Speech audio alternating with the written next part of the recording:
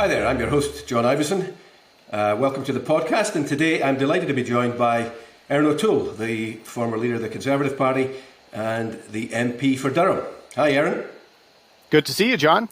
We're going to chat about some issues, reflect on a turbulent year. Just over a year ago, you won the popular vote, but fell just short on the seat count.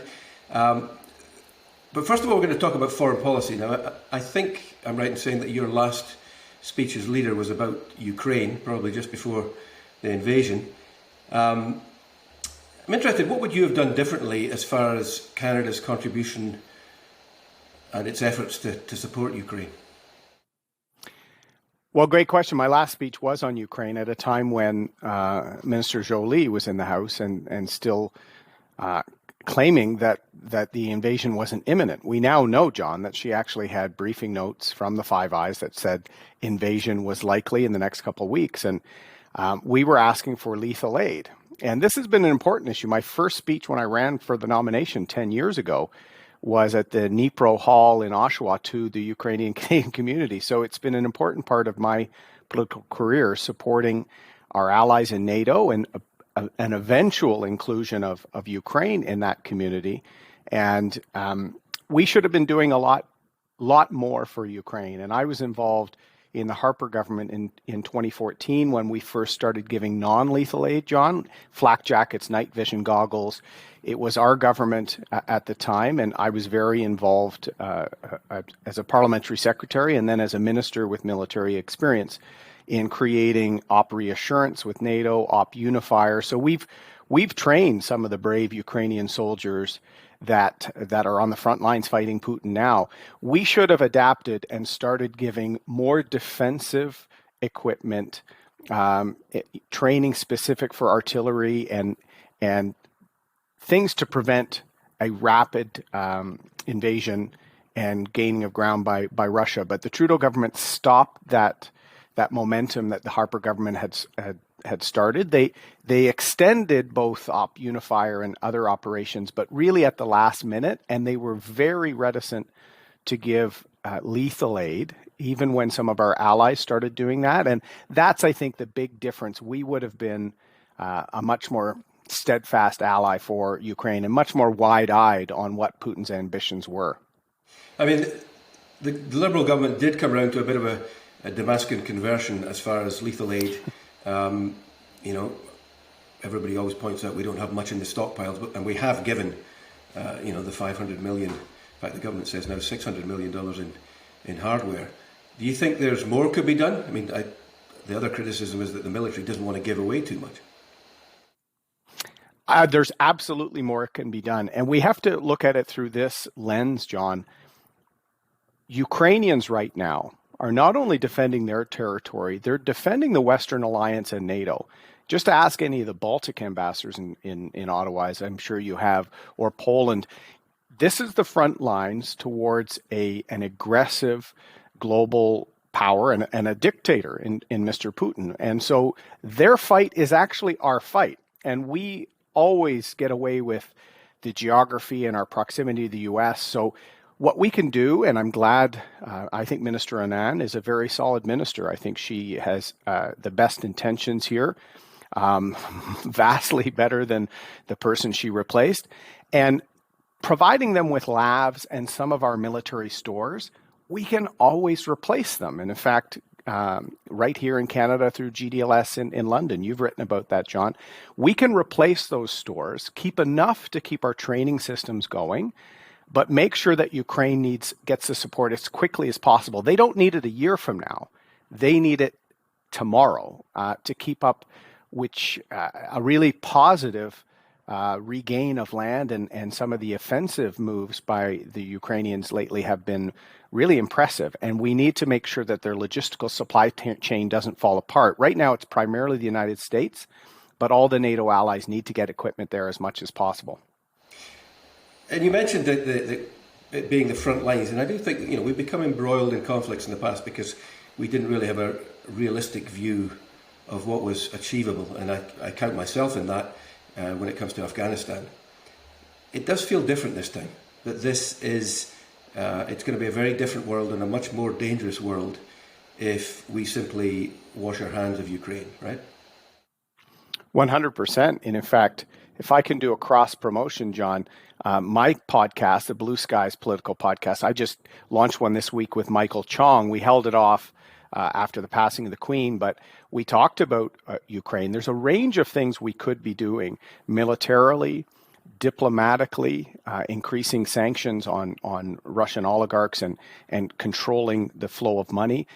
Importantly, providing the natural gas and the resources that Germany has been asking for a decade, John, and making it so that Europe has not been sort of pulled into the clutches of Putin through a lack of energy security.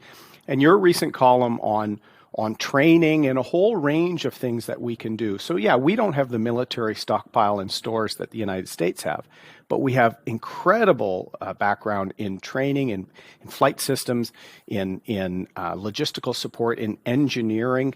They're going to need a rebuilding of Ukraine, not just after the war. They have to make sure that their hydro and their power infrastructure stays in place. Their society doesn't crumble. So the more we can help them on all fronts, I think the better. And you know, Canada has long been one of the most steadfast allies of Ukraine, and I think we have to be with them every step of the way.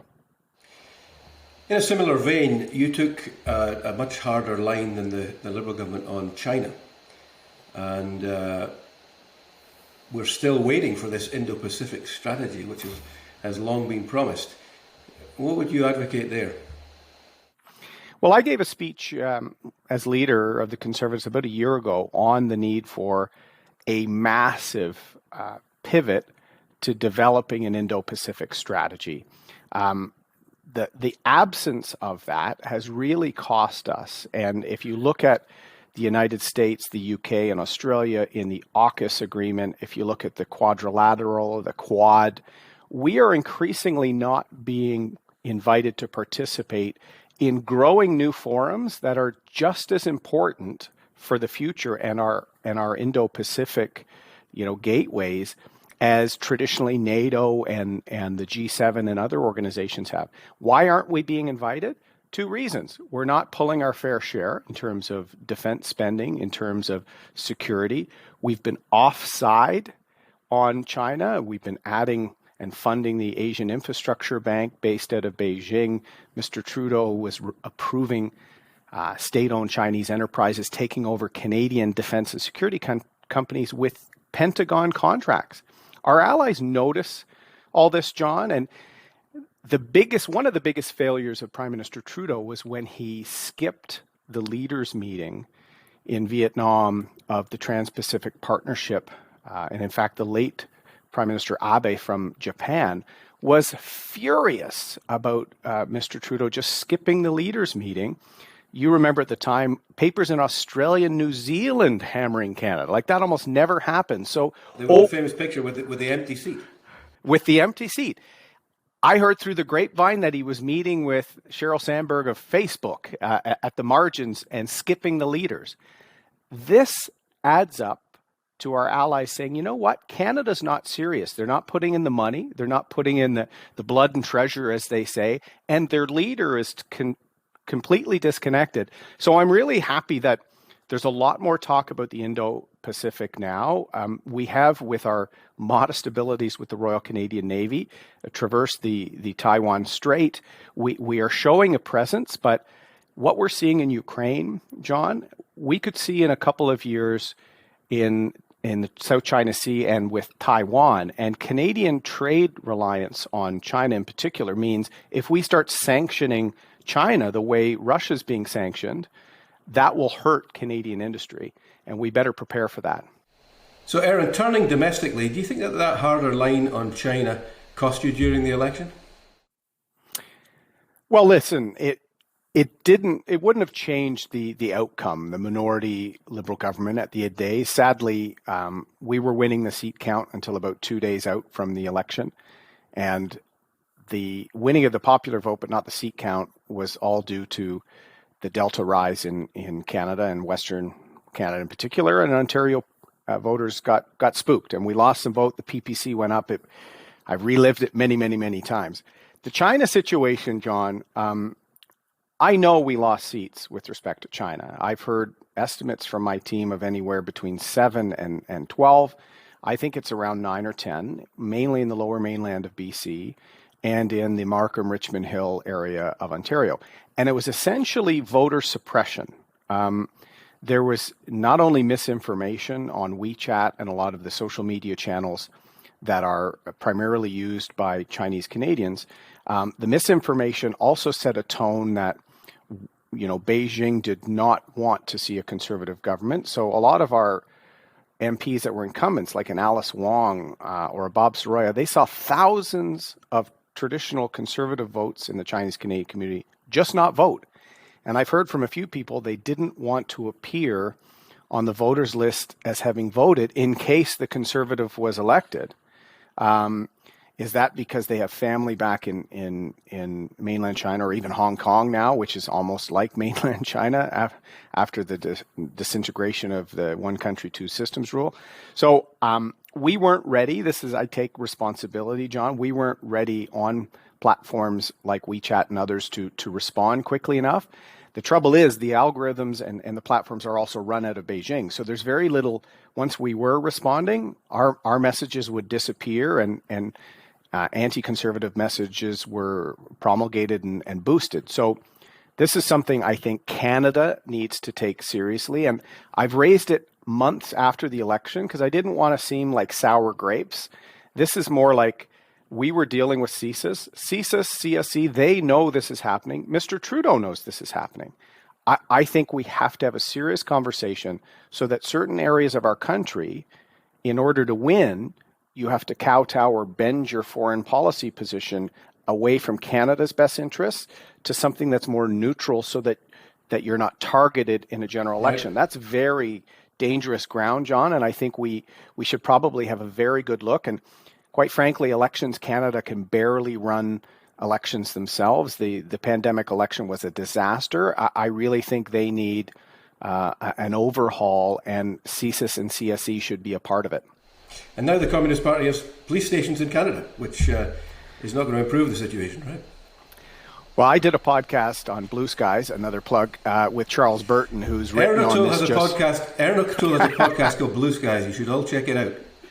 I want it to be more popular than this and more popular than the ArriveCan app, maybe. So we should be very concerned. If you read like Sam Cooper's book, Willful Blindness, Claws of the Panda, there is so much happening in Canada, some of it very passive, but some of it very active and aggressive, whether it's, groups that are intimidating or following people that are, Uyghur background, these sorts of things, that the police really conducting foreign operations in our country.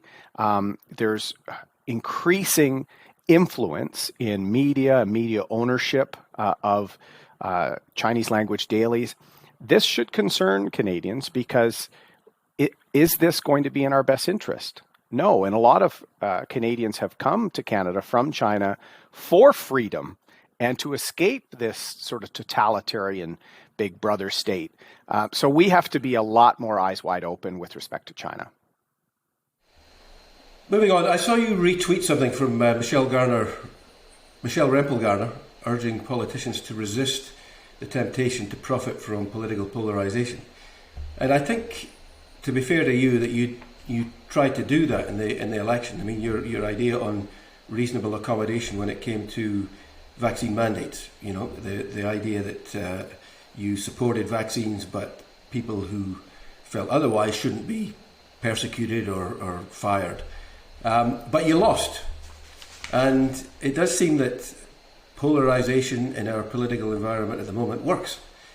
But on both on the left and the right, when leaders embrace wedge issues. Am I wrong?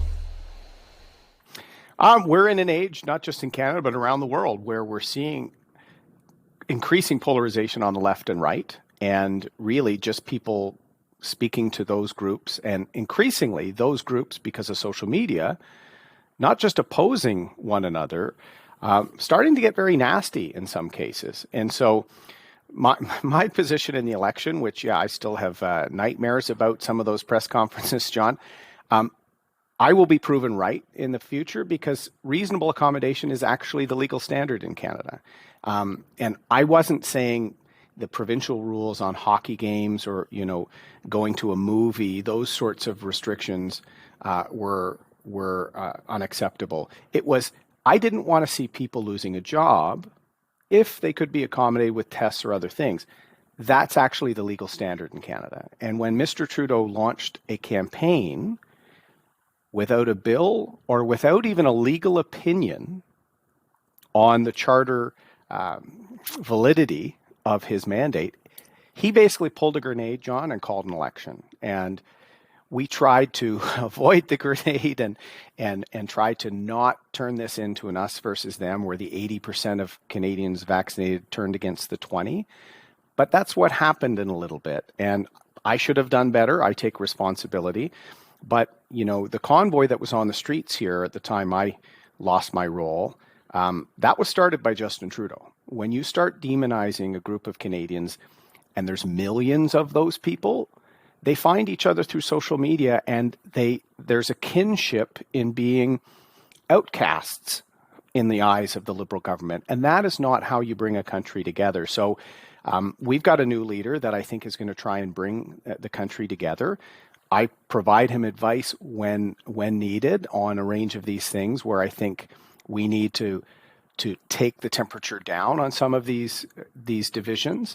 But this will be the big challenge, both on left and right in the coming years, is not just speaking to your own tribe or your own preference bubble on Facebook. I've seen you complain about it from time to time too. It has changed politics, John, and you see some of the instances where people are harassed or even threatened, like Miss Freeland. It happened to Michelle Rempel-Garner in the middle of our campaign. I had to call her. I think I was in Atlantic Canada, and I heard about this incident. She was with her husband that, almost became physically violent. This didn't happen 10 years ago when I was first elected. And I think we have to make sure all politicians take the temperature down. Another legacy from the election, and I saw this in the House of Commons on Wednesday, Jonathan Wilkinson, the Natural Resources Minister, the government was being attacked on the carbon tax, and he turned it around and said, every one of you across the aisle in the opposition was elected on a platform that advocated a carbon tax. This is a problem for the Conservative Party, isn't it? No, it's not, because it wasn't a carbon tax. What you illustrate and what Minister Wilkinson illustrates is I didn't communicate it well enough. Our plan was actually an excellent plan, and it priced carbon, John. So there was a carbon price, but you kept your own money and made decisions with it.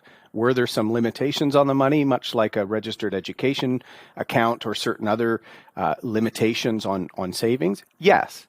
But what I was trying to do was to reduce the income inequality in the sharing of revenue. What the carbon tax, they won't even tell you where it goes. So basically, rural and suburban Canadians are transferring their wealth to urban Canadians.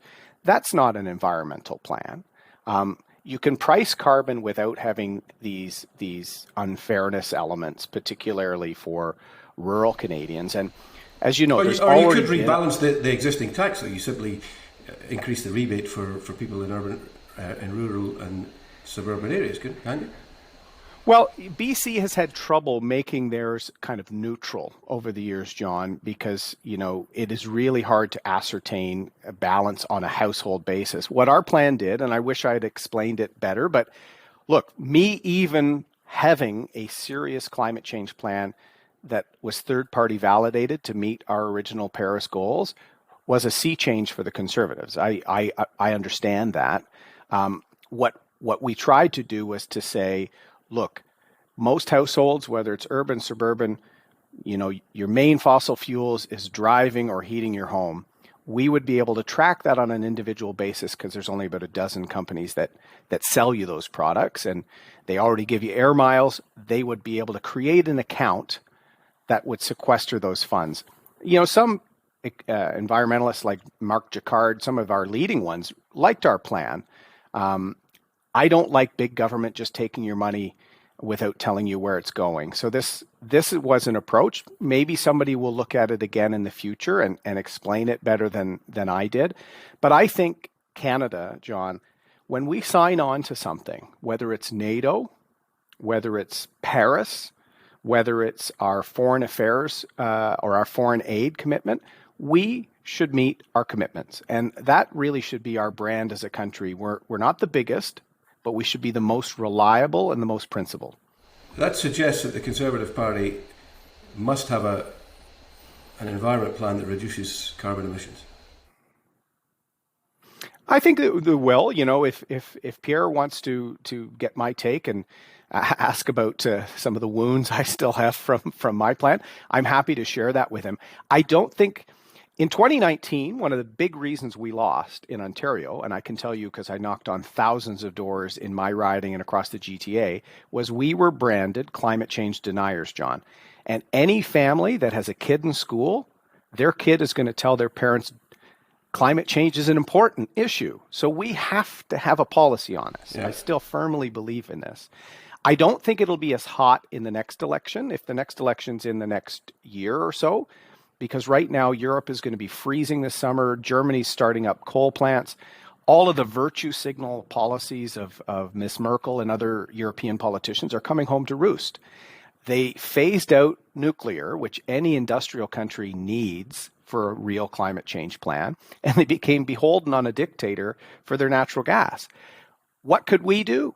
We could help reduce that reliance on bad actor players. And so I said Canada should be the ESGI superpower of resources, from critical minerals to uranium for nuclear, oil and gas. We partner with Indigenous organizations. We have real environmental safeguards, and we're a trusted democratic country. We're better than the US on all these measures, and we should sell that as we promote Canadian resources around the world. Just to finish up, we're running late, but you told CBC's The House that you were hurt but not dead after your election experience. I mean, has that been a long recovery process? Have you even recovered? Probably not. It was, my wife and I talk about this a lot because we had an amazing experience on the campaign, John. We were winning after the first week. We had a great first week. We were winning the entire campaign until the final days, and Delta rose up. Mr. Trudeau knew that Delta would come back and probably overwhelm hospitals in Alberta and Saskatchewan because of vaccination rates. And I didn't want to criticize my friend Jason Kenney, who all premiers tried to balance off civil liberties and rights alongside public health measures. It was tough. And a prime minister should not be, needling people when he didn't even do his job at the start on the border and other things. So I didn't really get to really decompress and unpack that. I had to go and address some of the issues within my caucus on people that didn't like the climate change plan or other things. I was trying to encourage people to get vaccinated as leaders in their community without coercing or forcing them to. My leadership style is not dictatorial. It is very collaborative, and it was hard when our caucus could not even meet in person to try and encourage, educate, inspire, hug people that were really struggling through the pandemic. And I wish we could have had more time as a team to really think strategically about the future. But we're back to normal now. We were already ahead in the polls when I lost my role. We're now rocking ahead in the polls. We need to make sure that it's not just because of fatigue related to Justin Trudeau. That is real. We have to show that we're a government in waiting and that we have serious plan for prosperity, for unity, and for a strong Canada on the world stage. I mean, we have seen former leaders go on to become very steady cabinet ministers. Joe Clark, Stockwell Day, Stéphane Dion, just to name three. Do you intend to stick around, or have you done your tour of duty? Well, look, as I said when I resigned the leadership in my final speech, I said I've always been honored to be the MP for my hometown, and I'm going there tomorrow for a number of events. And I really have great support there. What I've said to Pierre, I know what it's like to be leader, and I want to give you the runway as much as possible to really carve your agenda. You got a very large mandate from our grassroots. I don't want to be in the way or have media contrasting what O'Toole says and what the new leader says. So I don't want a role in shadow cabinet or anything like this. I've said to Pierre, use me as a designated hitter or a pinch hitter. If you need someone to talk Ukraine, veterans issues, the military, the good thing about my background before politics, John, I was a Air Force officer, I was a corporate lawyer, I understand policy issues. Use me where I help the team and help the country. And so far, Pierre and I have had some great conversations about some of the opportunities and challenges. And I think he will use me strategically like that. But I really want him to set his own team in place, put some policies in place, because I had that opportunity as leader, and I don't want to be a distraction. Erin, great to chat. Many thanks for your time today. Great to be with you, John, and thanks for always covering the issues that not all folks in the gallery do. Your recent articles on Ukraine are bang on the money, so thank you. Thanks a lot. See you soon.